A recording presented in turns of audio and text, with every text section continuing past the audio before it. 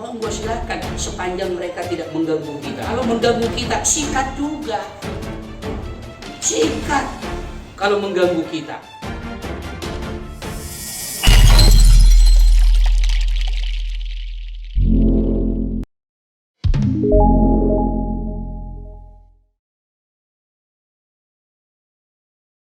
Sono boleh apa enggak?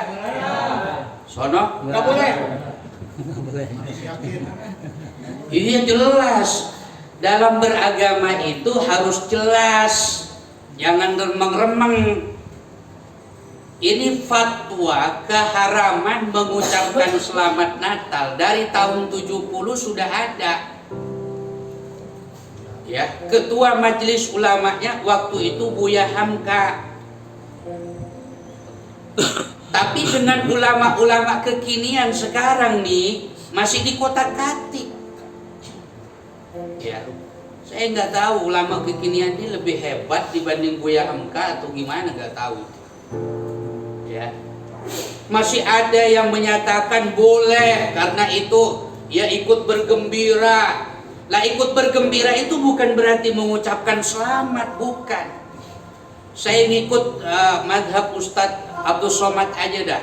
Ada 3 hal yang ketika menyatakan selamat itu ada konsekuensinya. Salah satunya berkaitan dengan akidah. Apa itu? Menyatakan bahwa Isa Al-Masih itu sebagai anak Tuhan. Nggak bisa.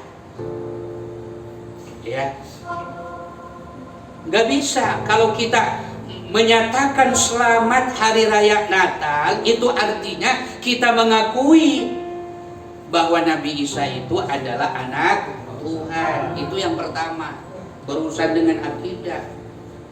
Ya. Yang kedua, kata Ustadz Abdul Somad, mengakui bahwa tanggal 25 hari kelahiran Isa, padahal yang namanya pohon korma itu berbuah ketika musim April sampai Juli. Berarti ada kemungkinan lahirnya Nabi Isa dari April sampai bulan Juli. Bulan Desember itu kering korma itu. Nah, berkaitan dengan itu para jamaah, saya hanya ingin mengingatkan kepada kita semua. Ini jamaah PTDI nggak boleh pelin-pelan. Ya, Natal itu setiap tahun. Itu artinya hujah, kemudian dalil haram atau tidaknya itu sudah harus baku, nggak bisa dikotak-katik. Artinya kalau sudah tahun 70-an itu sudah dinyatakan fatwa haram oleh majelis ulama, selamanya sampai seumur hidup fatwa itu tetap berlaku. Walaupun hukum fikih itu elastis, bisa berubah sesuai dengan zaman. Tapi khusus berkaitan dengan Natal itu kan tiap tahun itu sama, ibadahnya sama, ya, modusnya sama, modelnya sama, ya, orangnya sama, itu dalam bentuk agama Kristen. Maka setiap sesuatu ibadah yang itu sudah baku dan itu dilaksanakan setiap saat, termasuk setiap tahun, maka hujahnya harus jelas, dalilnya juga harus jelas. Nggak bisa dikotak-katik hujah itu. Ada profesor ngomong, waduh, selamat hari Natal boleh. Ya, kita ikut bergembira dengan saudara-saudara kita. Saudara kita itu saudara sebangsa, setanah air. Nggak bisa.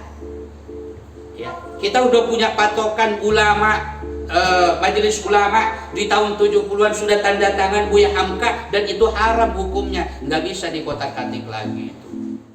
Nah, dasar hukum para jamaah ini satu. Ya, dasar hukumnya satu. Kenapa saya mempertahankan keharaman walaupun mereka menyatakan boleh, tapi tidak ada yang menyatakan halal sebenarnya. Lawan haram itu kan halal, cuman mereka menyatakan boleh gitu. Mau Quraisy Shihab, mau Khairul Nafis, mau siapa gitu. Ini di kotak-katik gitu. Dalilnya jelas. Yang pertama surat Al-Kafirun, lakum dinukum, buatmu agama kamu, waliyadin, buatku untuk agamaku. Itu jelas. Yang namanya perayaan Natal itu ubudiyah, ibadah. Maka setiap orang selain Kristiani, selain Kristen, maka ketika mengikuti perayaan Natal atau bahkan mengucapkan selamat pun itu merupakan ibadah, merupakan ubudiyah. Ibadah itu ada kaifiahnya. Bahkan dalil kaidah usul fikih itu al aslu fil ibadah lit tahrim. Asal hukum ibadah itu haram hatta yadullu, sampai ada dalil minat dalail, sampai ada petunjuk dengan dalil-dalil yang jelas. Itu kaidah usul fikihnya. Gitu. Ini sholat apapun itu awalnya haram. Kalau persoalan ibadah, sampai ada dalil yang menyatakan boleh atau tidaknya yang namanya ibadah itu. Itu dalil kaidah usul fikihnya.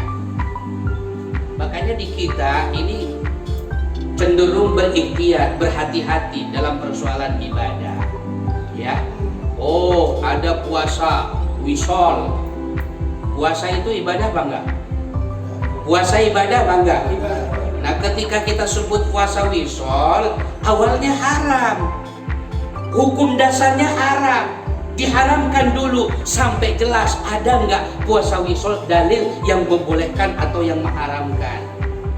Jadi persoalan ibadah itu begitu kaidah usul fikihnya. Berbeda ketika persoalan yang namanya di luar ibadah. Al aslu fil asya'i lil ibaha.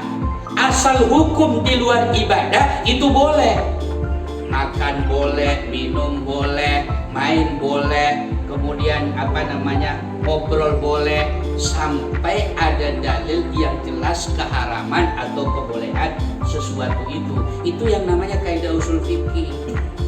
Para jemaah, jadi konteks yang namanya tanggal 25 itu adalah ubudiyah, ibadah. Maka kita tidak boleh mencampur adukan antara ibadah kita dengan ibadah mereka. Pak, kalau dikasih makanan dengan mereka boleh apa enggak? Boleh enggak? Boleh enggak? Kalau itu urusannya seiring dengan ibadah, yang makanan itu dipakai untuk bersamaan dengan ibadah, enggak boleh. Contoh, ya, kalau kita di kampung itu kan ada sedekahan, ya, ada sedekah hol 3 hari, 7 hari, ya 40 hari, 100 hari, 1000 hari dan segala macam itu, walaupun nggak jelas ini dalilnya, ya. Coba barangkali ini ilmunya sudah di atas saya nih. Kenapa harus 3 hari, 7 hari? Saya sampai hari ini nggak ketemu tuh alasannya kenapa harus 3 hari, 7 hari. Itu teori reinkarnasi. Ini guru sejarah kita ini. Yang dianut oleh kaum animisme, Hindu dan Buddha. Dalam Islam ada nggak nih? Nggak ono. Orang